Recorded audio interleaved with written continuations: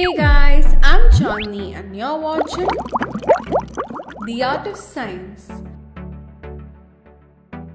Hey there, curious minds. Today, we are about to witness a magical trick with water and surface tension. Get ready to defy gravity and see water hold its ground.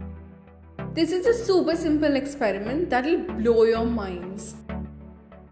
Well, this is not magic, it's an amazing scientific concept called surface tension.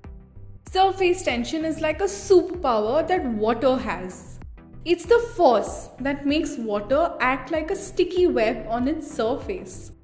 Imagine tiny water molecules holding hands tightly, making it hard for things like a flipped glass to break through and spill the water.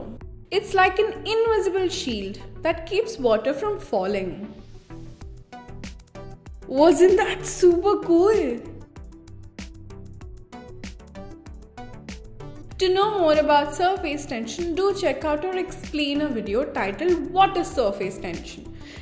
It's linked up here in the description box below and in the end screen as well.